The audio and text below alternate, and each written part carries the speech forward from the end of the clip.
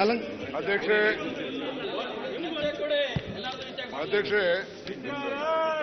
ಈ 2024ನೇ ಸಾಲಿನ ಗ್ರೇಟರ್ ಬೆಂಗಳೂರು ಆಡಳಿತ ವಿಧೇಯಕ ಪರಿಹಾರಿಸಬೇಕೆಂದು ಸೂಚಿಸುತ್ತೇನೆ.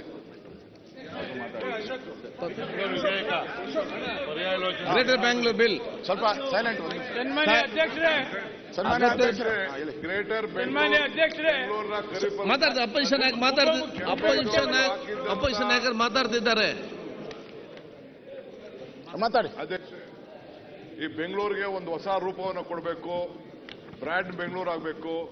ಜನಸಂಖ್ಯೆ 1,40,00,000 ಆಗಿದೆ. ಇದಕ್ಕೆ ಒಂದು ದೊಡ್ಡ ಶಕ್ತಿಯನ್ನು ತುಂಬಬೇಕು. ಇಲ್ಲಿ ಎಲ್ಲ ದೊಡ್ಡ ಸಮಸ್ಯೆಗಳಿದೆ. ಇದು ಅಂತಾರಾಷ್ಟ್ರೀಯ ಮಟ್ಟದಲ್ಲಿ ಬೆಂಗಳೂರನ್ನ ತೆಗೆದುಕೊಂಡು ಹೋಗಬೇಕಾದ್ರೆ ಇಲ್ಲಿ ಆಡಳಿತವನ್ನು ನಾವು ಸುಧಾರಣೆಯನ್ನು ಮಾಡಬೇಕು. ನಾಗರಿಕರಿಗೆ ಇಲ್ಲಿ ಹೆಚ್ಚಿಗೆ ಸೌಲಭ್ಯವನ್ನು ಕೊಡಬೇಕು. ಅಂತಾರಾಷ್ಟ್ರೀಯ ಮಟ್ಟ ಇವತ್ತು ಬೆಂಗಳೂರನ್ನ ಗಮನಿಸ್ತಾ ಇದೆ. ಈ ದೃಷ್ಟಿಯಿಂದ ಒಂದು ಗ್ರೇಟರ್ ಬೆಂಗಳೂರು ಬಿಲ್ ಅನ್ನ ನಾನು ಹೊಸದಾಗಿ ಪ್ರಸ್ತಾವನೆಯನ್ನು ಸಲ್ಲಿಸಿದ್ದೇನೆ. ಆರ್ಥಿಕವಾಗಿ ಶಕ್ತಿ ಕೊಡಬೇಕು ಅಂತೇಳಿ ಆಡಳಿತದಲ್ಲಿ ಒಂದು ನಿಯಂತ್ರಣ ತಂದಿದ್ದೇನೆ. ಈ ವಿಚಾರದಲ್ಲಿ ತಾವು ಅನುಮತಿಯನ್ನು ಕೊಟ್ಟಿದ್ದೀರಿ. ನಾನು ಇನ್ನು ಅನೇಕ ವಿಚಾರಗಳನ್ನ ಬೆಳಕಿಗೆ ಚೆಲ್ಲಕ್ಕೆ ತಯಾರಿದ್ದೇನೆ. ಪ್ರತಿಪಕ್ಷ ಮಾತಾಡ್ಲಿಕ್ಕೆ ಇಂಪಾರ್ಟೆಂಟ್ ಇದು. ಬೆಂಗಳೂರನ್ನ ಛಿದ್ರ ಮಾಡುವಂತದ್ದು ಒಪ್ಪಲ್ಲ. ಇದಕ್ಕೆ ಸದನ ಸಮಿತಿ ಮಾಡಬೇಕು. ಎಲ್ಲ ವಿಧಾನಸಭೆ ವಿಧಾನ ಪರಿಷತ್ ಎಲ್ಲರೆಲ್ಲ ಮಾಡಿದ್ರೆ ಬೆಂಗಳೂರಿಗೆ ಒಂದು ರೂಪ ಕೊಡೋಕ್ಕಾಗ್ತೈತೆ. ಯಾರೋ ಒಂದು ಅಧಿಕಾರಿ ಕೊಟ್ಟಿರೋದನ್ನ ವರದಿಯನ್ನು ತಗೊಂಡು ನೀವು ಮಾಡಿದ್ರೆ ಬೆಂಗಳೂರಿಗೆ ಕಂಟಕ ಬರುತ್ತೆ. ದಯವಿಟ್ಟು ಈ ಬಿಲ್ಲನ್ನ ಪೆಂಡಿಂಗ್ ಇಡಬೇಕು, ಸದನ ಸಮಿತಿ ಮಾಡಬೇಕು ಅಂತೇಳಿ ಮಂತ್ರಿಗಳಿಗೆ ನಾನು ಆಗ್ರಹ ಮಾಡ್ತಾ ಇದ್ದೀನಿ. ಸನ್ಮಾನ್ಯ ಅಧ್ಯಕ್ಷರೇ, ಉಪಮುಖ್ಯಮಂತ್ರಿಗಳು ಒಂದು ಐತಿಹಾಸಿಕ ತೀರ್ಮಾನವನ್ನ ಮಾಡಿದ್ದಾರೆ. ಆದರೆ ಬಹಳ ಡೀಟೇಲ್ಸ್ ಆಗಿ ಚರ್ಚೆ ಮಾಡತಕ್ಕಂಥ ಅವಕಾಶವನ್ನ ಕೊಡಬೇಕು ಅಂತ ಹೇಳಿ ಇದನ್ನ ಏನು ಅಶೋಕ್ ಅವರು ಹೇಳಿದ್ದಾರೆ, ನಾನು ಕೂಡ ಸಹಮತ ವ್ಯಕ್ತಪಡಿಸ್ತೇನೆ. ಸದನ ಸಮಿತಿ ಮಾಡುವ ಮುಖಾಂತರ ಬೆಂಗಳೂರಿನ ಎಲ್ಲ ಶಾಸಕರು, ವಿಧಾನ ಪರಿಷತ್ ಸದಸ್ಯರನ್ನ ಈ ಕಮಿಟಿಗೆ ಸೇರಿಸಿ ಬಹಳ ವಿಶೇಷವಾಗಿ ಚರ್ಚೆ ಮಾಡಬೇಕು ಅಂತ ಹೇಳಿ ತಮ್ಮ ಮುಖಾಂತರ ಉಪಮುಖ್ಯಮಂತ್ರಿಗಳನ್ನ ಕೇಳಕ್ಕೆ ಬಯಸ್ತೇನೆ. ಓಕೆ, ಈಗ ಅವ್ರು ಸಲಹೆ ಕೊಟ್ಟಿದ್ದಾರೆ. ನಿಮಿಷ ಸ್ವಲ್ಪ ಇರಪ್ಪ. ಚರ್ಚೆಗೆ ಟೈಮ್ ಇದೆ. ಇನ್ನ ಇಂಪಾರ್ಟೆಂಟ್ ವಿಚಾರ. ಅಪೋಸಿಷನ್ ಲೀಡರು ಎದ್ದು ನಿಂತವ್ರೆ. Is on the table, floor. ಅಧ್ಯಕ್ಷರೇ,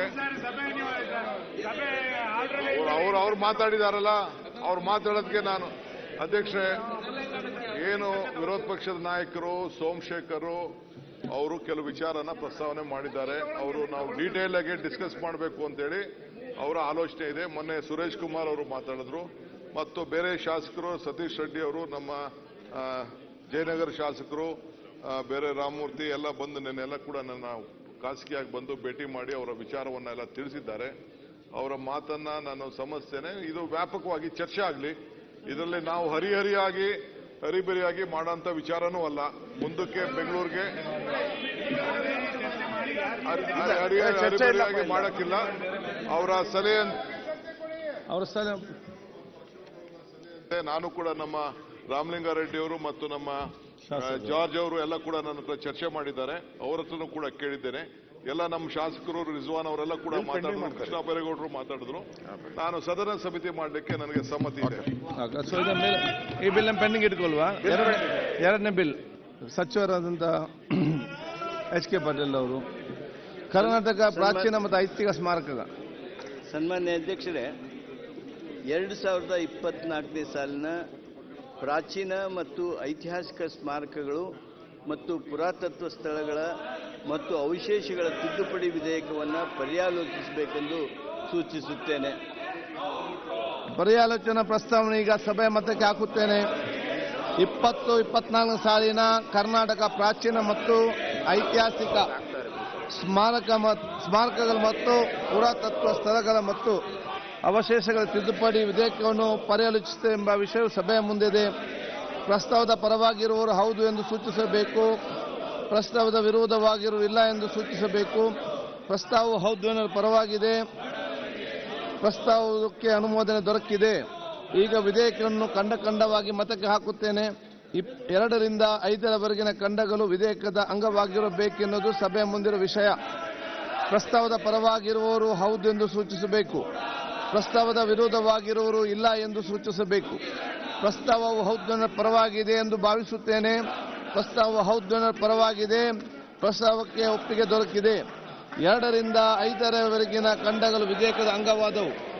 1ನೇ ಖಂಡ ಹೆಸರು ಮತ್ತು ಅವತರಣಿಕೆ ವಿಧೇಯಕದ ಭಾಗವಾಗಬೇಕೆಂಬುದು ಸಭೆಯ ಮುಂದಿರುವ ವಿಷಯ.